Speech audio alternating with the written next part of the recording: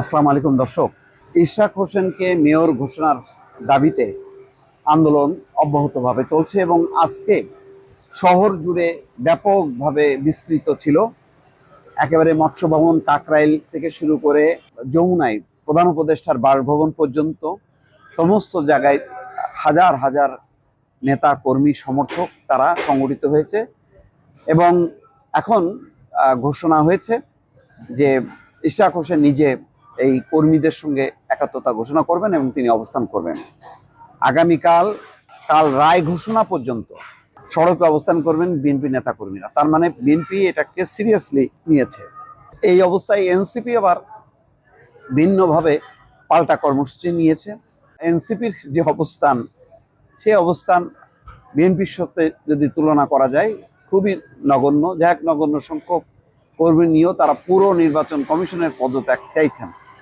এদিকে বলা হচ্ছে রাজধানীর মৎস্য ভবন কাকরাইল মোড় পর্যন্ত অন্তর্বর্তী সরকারের প্রধান উপদেষ্টার বাসভবন যমুনার প্রবেশ মুখের কাছে বুধবার অবস্থান নিয়ে বিক্ষোভ চালিয়ে যাচ্ছেন বিএনপি এবং অঙ্গ সংগঠনের নেতাকর্মীরা। বিএনপির দায়িত্বশীল সূত্র বলছে, আগামীকাল বৃহস্পতিবার রায় ঘোষণা পর্যন্ত দলটির নেতাকর্মীরা রাস্তায় বসে বিক্ষোভ কর্মসূচি চালিয়ে যাবেন।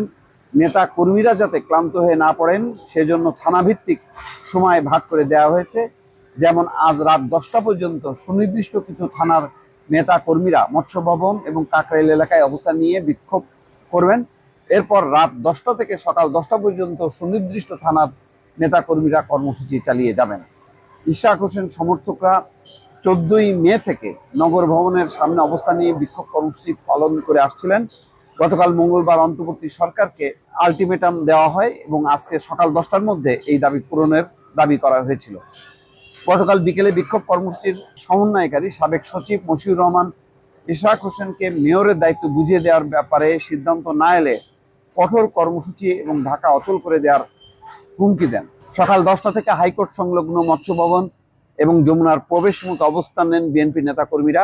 আজ ঢাকা মহানগর, উত্তর নারায়ণগঞ্জ, রূপগঞ্জ, কেরানীগঞ্জ সহ ঢাকার আশেপাশের নেতাকর্মীরাও সেখানে অংশ নেন। বিএনপির হাজার হাজার নেতাকর্মী প্রথমে মৎস্য ভবন মোড়ে জড়ো হয়ে এই পথ হয়ে সব ধরনের যানবাহন চলাচল বন্ধ করে দেন। পরে কাকরাইল মসজিদ সংলগ্ন যমুনার প্রবেশ মুখে অবস্থান নেন। এতে ওই এলাকা হয়ে সব ধরনের যানবাহন চলাচল বন্ধ হয়ে যায়। বিকেল 5টার দিকে এই প্রতিবেদন লেখার সময়ও মৎস্য ভবন থেকে কাকরাইল মসজিদের দিকে যাওয়ার সড়কটি বন্ধ করে রাখা হয়েছে। এর আগে বিকেল 4টার দিকে বৃষ্টি নামে। এর মধ্যেও বৃষ্টি উপেক্ষা করে বিএনপির নেতাকর্মীরা মিছিল এবং স্লোগান অব্যাহত রেখেছে। সামাজিক যোগাযোগ মাধ্যমে বিএনপির বৈদেশিক বিষয়ক কমিটির সদস্য ইশরাক হোসেন বলছেন, সংহতি জানাতে তিনিও বিএনপি নেতাকর্মীদের সঙ্গে অল্প সময়ের মধ্যে হাজির হবেন। দর্শক, বুঝতেই পারছেন পরিস্থিতি কিন্তু যেই অবস্থায় যাচ্ছে, এটা শুধু ইশরাক হোসেনের মেয়র ব্যাপার না।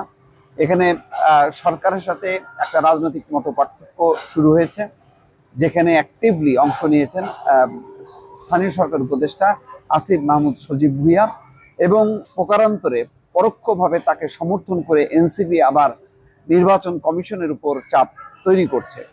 ফলে এখন মনে হচ্ছে সরকার এবং এনসিপি একদিকে, বিএনপি আর একদিকে। এই পরিস্থিতিটা বর্তমান সময়ের জন্য খুবই নাজুক, যখন দেশের নানান পরিস্থিতি নিয়ে গুজবের বা জল্পনা কল্পনার ডালপালা বিস্তৃত হচ্ছে। দর্শক, ভালো থাকবেন। আল্লাহ হাফেজ।